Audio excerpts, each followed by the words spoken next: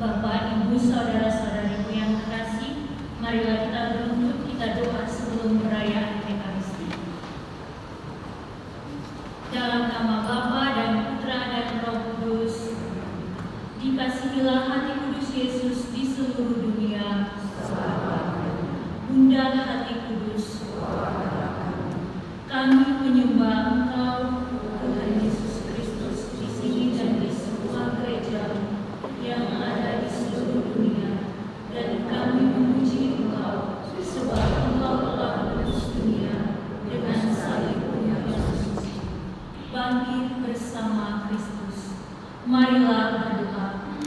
Allah Bapa yang Maha Kuasa dan kekal, dengan penuh sukacita kami memuji-Mu. Engkau telah membangkitkan Putra-Mu Yesus Kristus dari alam maut. Dengan demikian, Ia membuka fajar harapan baru bagi gereja-Mu. Dengan rendah hati kami mohon, jadikanlah kami ciptaan baru, sehingga bersama Yesus yang telah bangkit, kami menjadi manusia baru, penuh iman, harap dan kasih. Kami bersujud dan menyembah-Mu, ya Allah, dalam roh dan kebenaran. Semoga kami tak pernah dipisahkan dari penyelenggaraan, sebab hanya Engkaulah Bapa kami yang berkuasa bersama Putra dan Roh Kudus, kini dan sepanjang masa. Amin.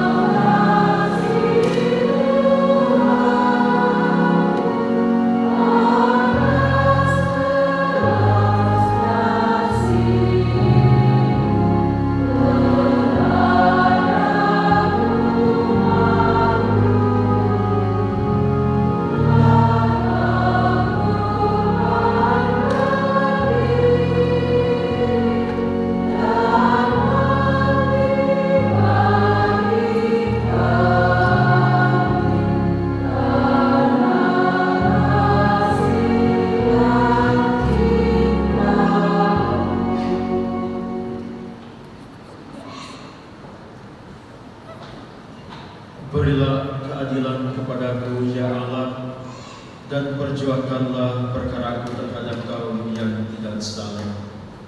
Luputkanlah aku dari penipu dan orang yang curang, sebab Engkaulah Allahku dan kekuatanku. Dalam nama Bapa dan Putera dan Roh Kudus.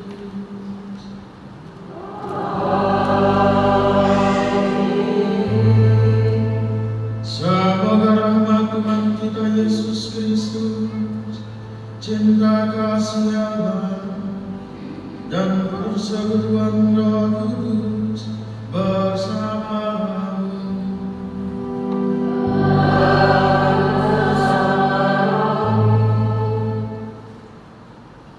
Para saudara terkasih, hari ini bersama seluruh gereja sejagat kita memasuki hari Minggu Prapaskah yang keempat.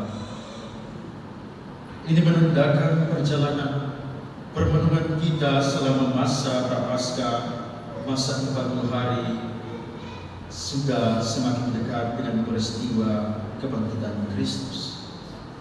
Sabda Tuhan melalui bacaan-bacaan suci pada hari ini mengingatkan kita akan kuasa Allah dalam kehidupan kita masing-masing. Teristimewa dalam bacaan Injil memperlihatkan kuasa Tuhan yang bekerja melalui putranya yang tunggal. Allah melalui Yesus Kristus membangkitkan Lazarus pada hari yang keempat. Oleh karena itu, para saudara terkasih, jika Yesus Kristus yang sama membangkitkan Lazarus, Ia dapat pula membangkitkan dan memulihkan seluruh luka dosa kita. Oleh karena itu, para saudara terkasih, marilah kita tunduk di hadapan Tuhan, sadar bahwa kita adalah orang-orang yang berdosa. Oleh karena itu, agar perayaan kita berkenan di hadapan-Nya, marilah kita mengakui seluruh dosa salah yang telah kita perbuat.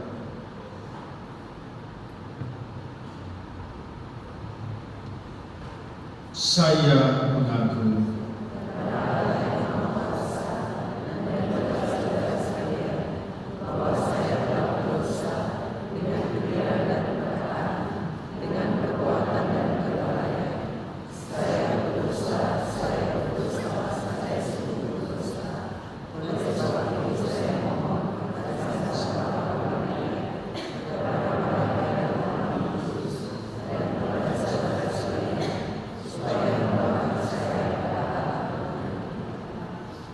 semoga Allah yang Maha Kuasa mengasihi kita, mengampuni dosa kita, dan menghantar kita ke hidup yang kekal.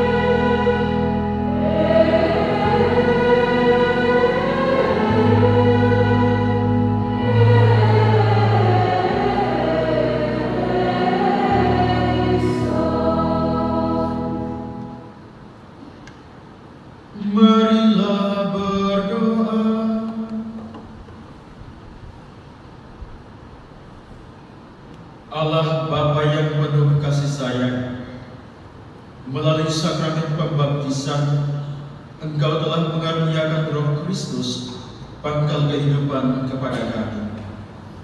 Teguhkanlah kami dengan sabda-Mu, agar kami semakin dikuasai oleh Roh Kudus dan hidup menurut kehendak-Mu.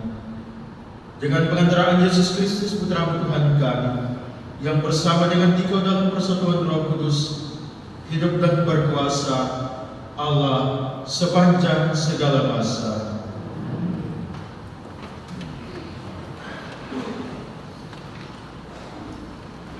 Bacaan dari membuat Yesaya.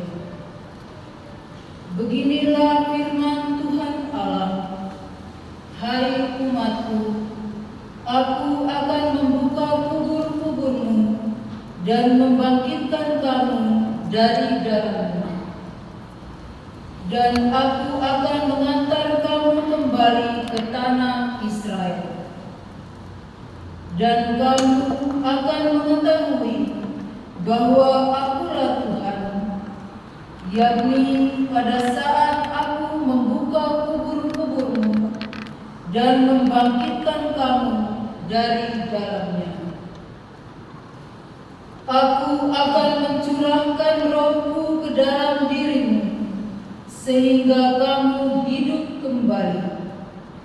Dan aku akan menempatkan kamu di tanah air. Dan kamu akan mengetahui bahwa aku Tuhan yang mengatakannya dan melaksanakannya. Demikianlah sabda Tuhan. Syukur kepada Allah.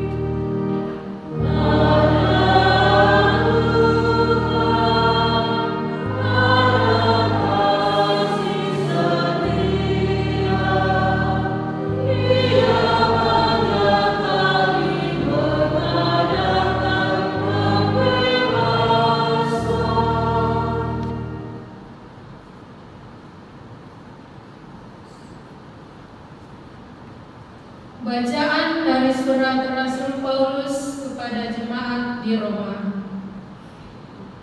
Saudara-saudara, mereka yang hidup dalam daging tidak mungkin berkenan kepada Allah. Tetapi kamu tidak hidup dalam daging, melainkan dalam roh, kalau roh Allah memang tinggal di dalam dirimu. Tetapi jika orang tidak memiliki roh Kristus, maka ia bukanlah milik Kristus.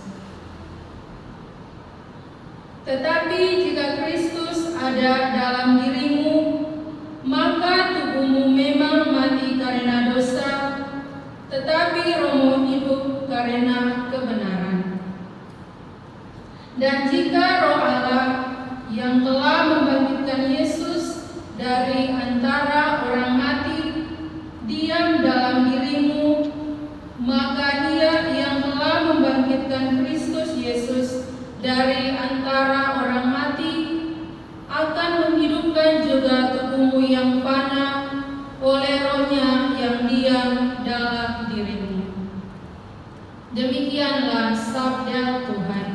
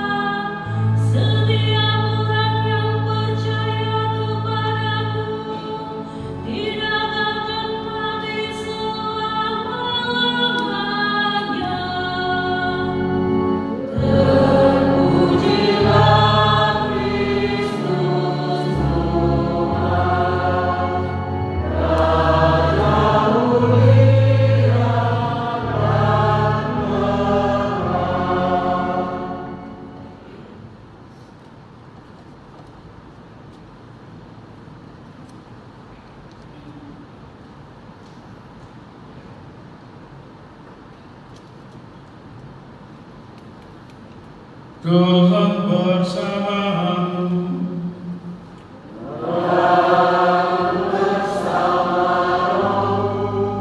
Inilah Injil suci menurut Yohanes.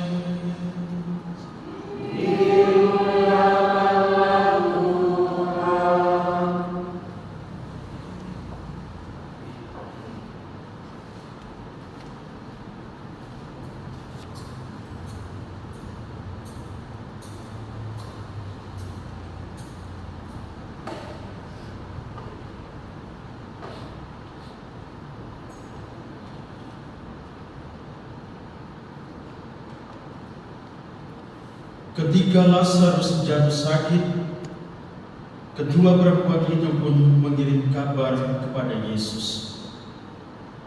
Tuhan, dia yang Engkau kasihi sakit.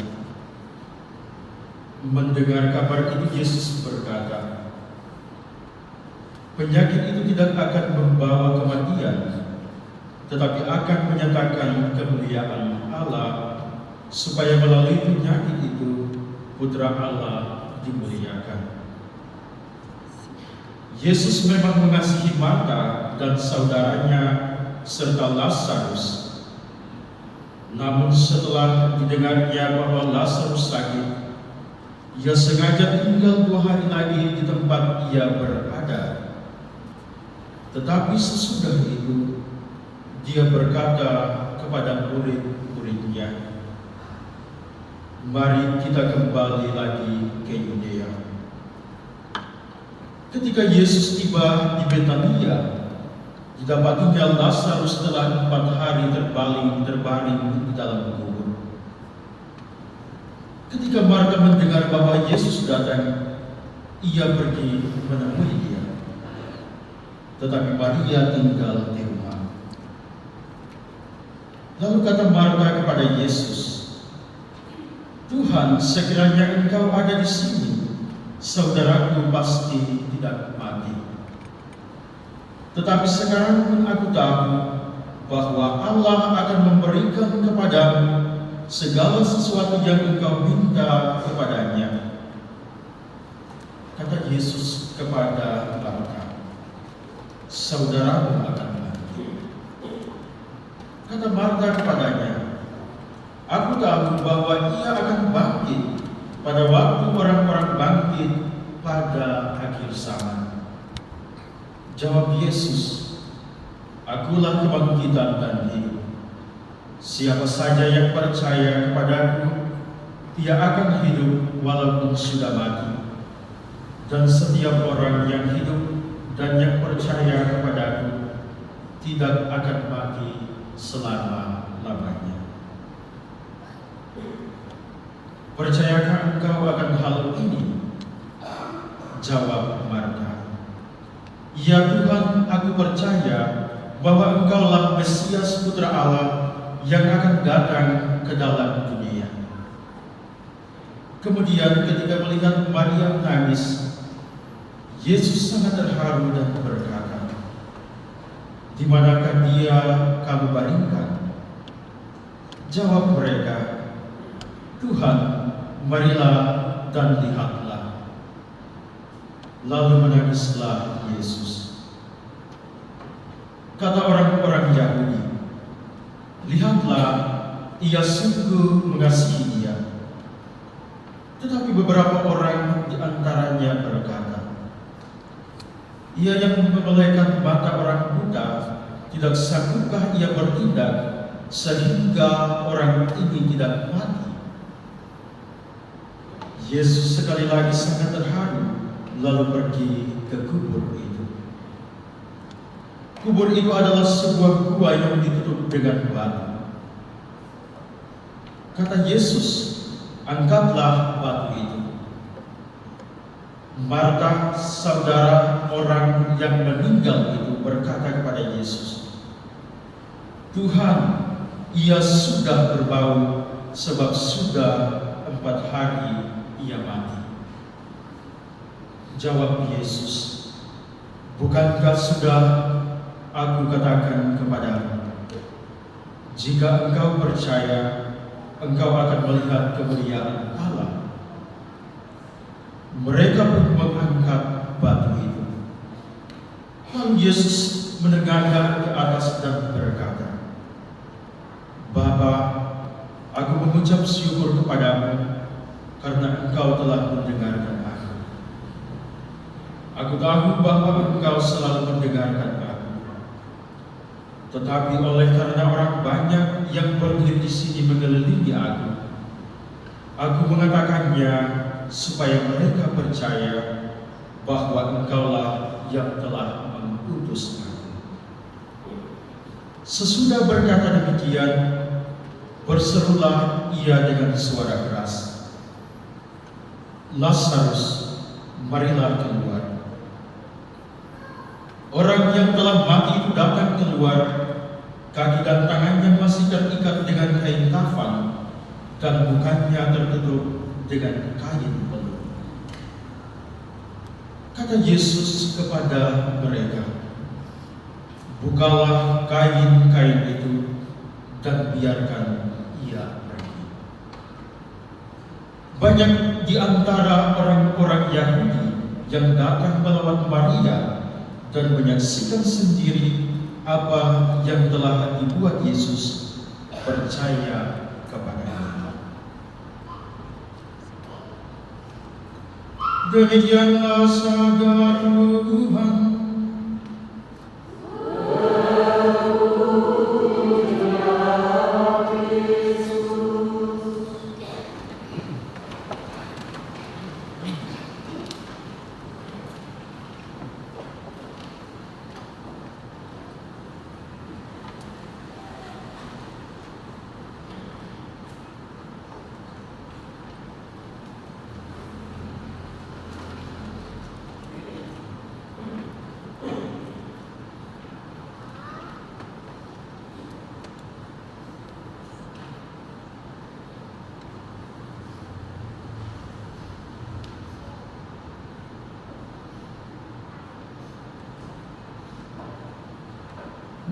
Selamat pagi, Shalom. Shalom. Para saudara terkasih, tema permenungan kita pada pagi hari ini ialah Allah yang menghidupkan. Sabda Tuhan pada hari ini berbicara dengan sangat tegas melalui peristiwa kebangkitan Lazarus, tentang kubur dan kebangkitan, tentang hidup dan mati. Namun yang menarik, ketiga bacaan pada hari ini tidak berbicara langsung tentang kematian fisik saja, melainkan tentang pengalaman hidup manusia yang terasa seperti kematian. Yang ada mungkin di antara kita yang masih hidup, tetapi hatinya sudah dikubur, mungkin oleh luka, dosa, dan keputusasaan. Tetapi percayalah, dari semua itu justru Allah bekerja. Dalam bacaan pertama melalui Nabi Yehezkiel, Allah berkata, "Aku akan membuka kubur-kuburmu." Ini bukan tentang orang mati secara harafiah, tetapi tentang bangsa Israel yang sedang hancur di pembuangan. Mereka kehilangan tangan, identitas dan harapan. Dalam konteks budaya Yahudi, kubur melambangkan keterputusan hidup dari Allah. Maka saudara terkasih, sabda hari ini adalah janji bahwa Allah tidak membiarkan umatnya tenggelam dalam keputusasaan. Ia akan membangkitkan kembali harapan yang mati. Hal yang sama kemudian dilanjutkan oleh pemazmur dengan seruan dari kedalaman. Dari jurang yang dalam aku berseru kepadamu, ya Tuhan. Ini menggambarkan pengalaman manusia yang sadar akan keterbatasan dan dosanya. Disinilah kita melihat bahwa kubur juga berarti kedalaman batin manusia yang gelap saat kita merasa jauh dari Tuhan. Tetapi iman Israel mengajarkan justru dari kedalaman itulah doa yang paling jujur lahir. Hal yang sama kemudian ditegaskan oleh Rasul Paulus dalam bacaan kedua. Rasul Paulus membawa kita lebih dalam lagi.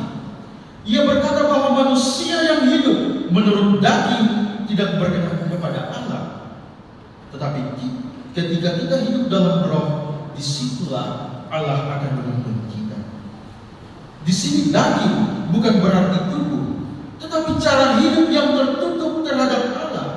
Sebaliknya, roh adalah kehidupan baru yang berasal dari Allah sendiri. Dan Paulus menegaskan, roh yang membangkitkan Yesus juga tinggal dalam diri kita.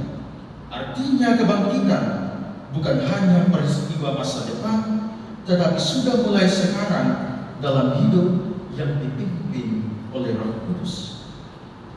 Seluruh konsep permenungan kita pada hari ini, para saudara terkasih, dikisahkan dengan begitu baik oleh penginjil Yohanes, di mana ketika Yesus berhadapan dengan kematian Lazarus, dalam budaya orang Yahudi, kematian hari keempat berarti tidak ada harapan lagi, benar-benar akhir, memang tidak ada sama sekali.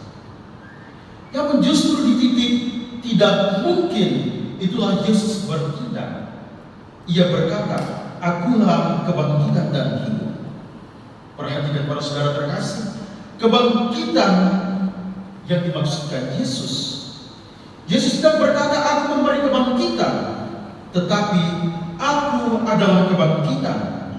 Artinya kebangkitan bukan sekedar peristiwa, tetapi perjumpaan dengan pribadi Kristus.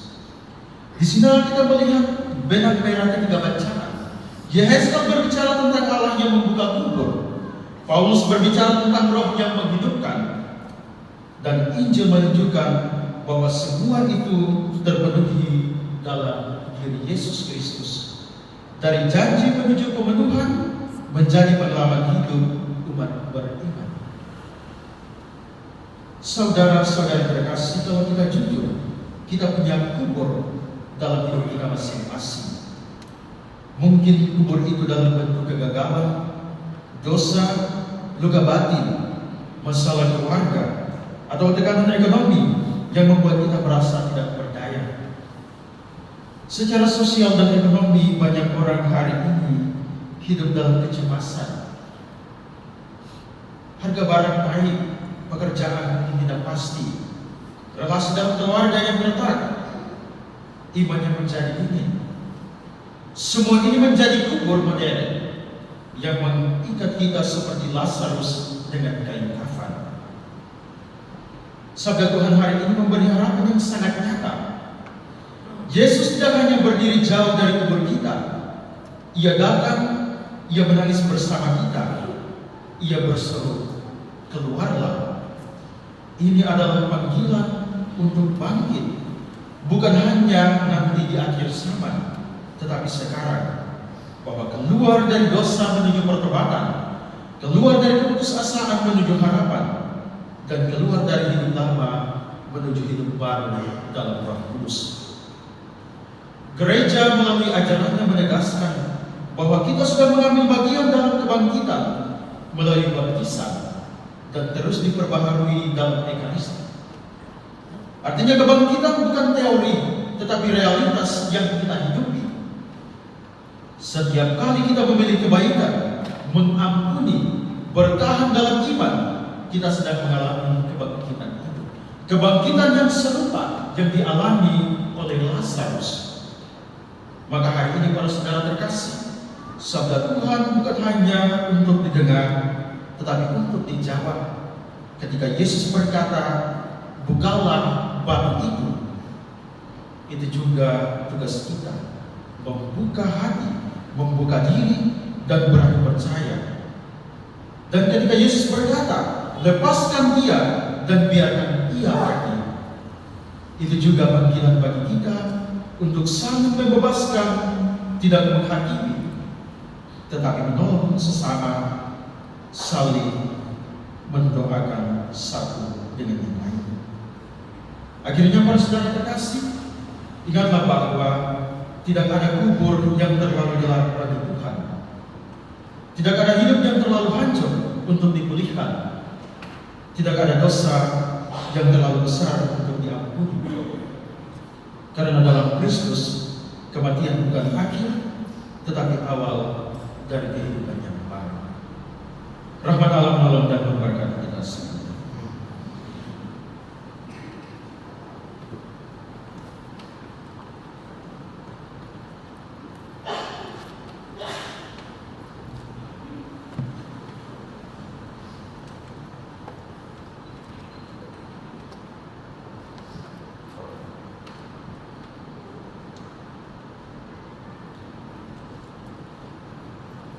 Setelah dibaca sabda Tuhan yang baru saja kita dengarkan bersama, marilah kita bangkit berdiri, kita menentukan iman kepercayaan kita. Kita mendoakan siapa? Aku percaya pada Allah.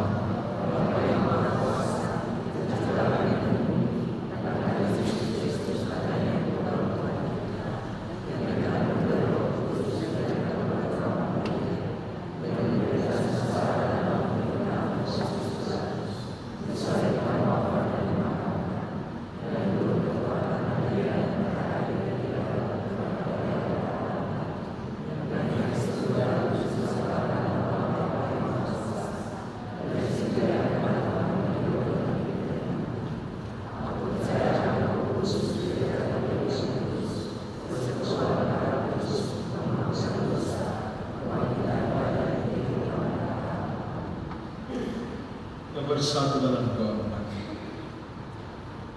Umat beriman yang terkasih, Allah yang Maha Besar telah mendengarkan doa Yesus dan membangkitkan Lazarus yang mati. Maka marilah dengan penuh iman dan harapan kita panjatkan doa dan permohonan kita kepadanya. Bagi Sri Paus, para uskup dan para imam, semoga mereka selalu giat dan berusaha membangkitkan semangat umat untuk bertobat dan bersyukur dalam hidup menggereja. Marilah kita mohon.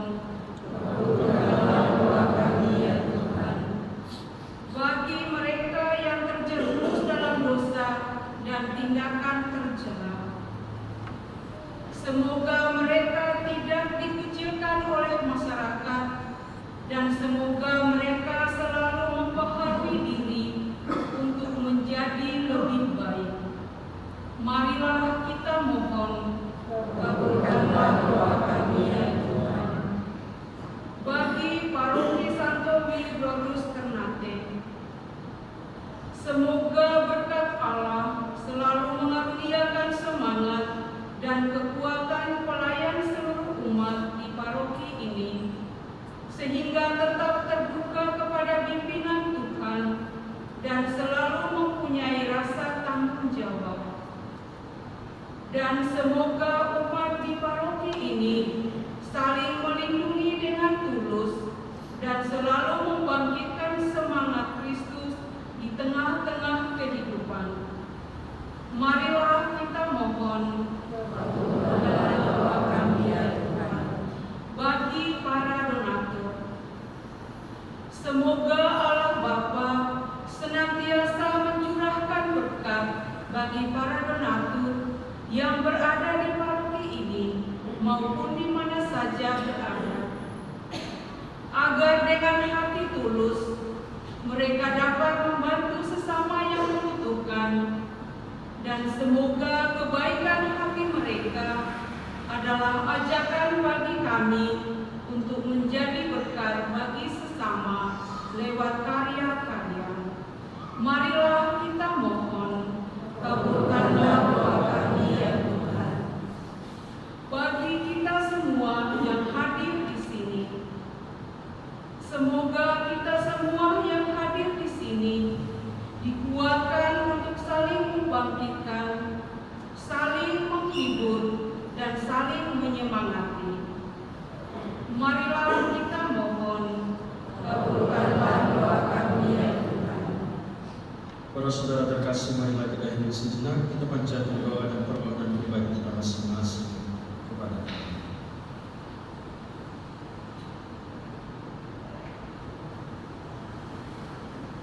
Marilah kita mohon. Umat dipersilakan dulu.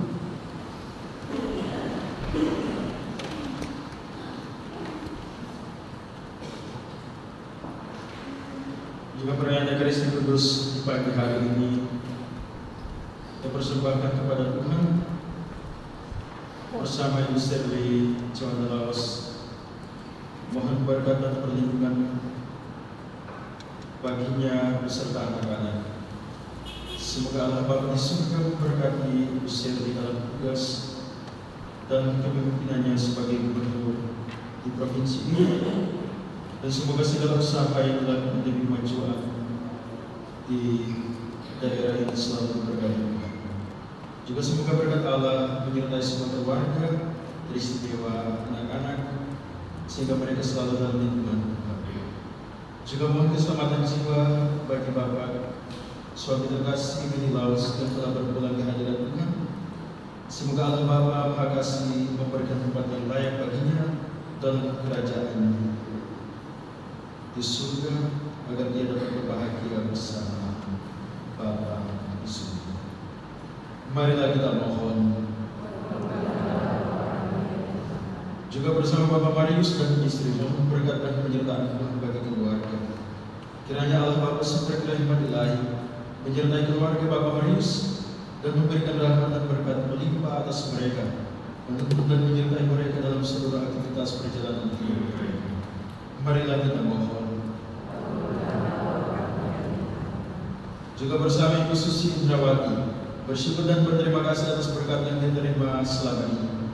Juga mohon berkat dan perlindungan Tuhan untuk semua usaha dan pekerjaan. Juga mohon perlindungan dan tuntunan Tuhan bagi semua keluarga. Kiranya mereka semua diberkati dan diberikan rahmat yang mereka butuhkan, teristimewa kesehatan badan dan jiwa yang tetap. Marilah kita mohon.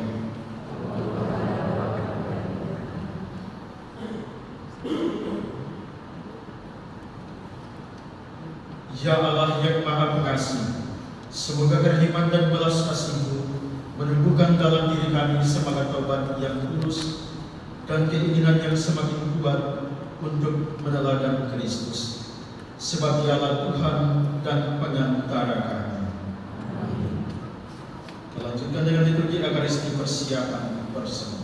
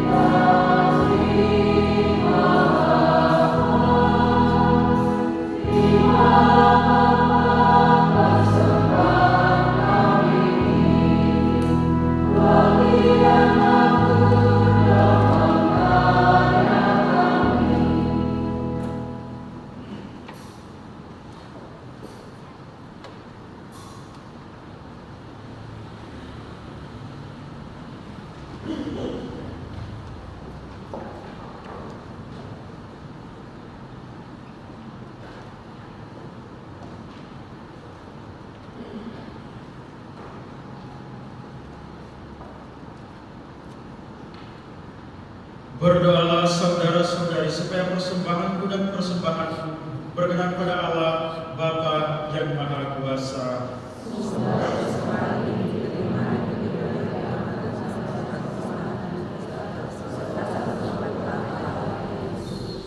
Amin. Allah sumber kehidupan, sebagai ungkapan syukur atas karunia hidup yang Kau berikan kepada kami mengaturkan roti anggur dan terlebih hidup kami sendiri. Sudilah Bapa menggabungkannya dengan kurban Kristus yang berkenan di hati-Mu, agar hidup kami pun semakin berkenan kepada-Mu. Dengan pengantaraan Kristus Tuhan kami.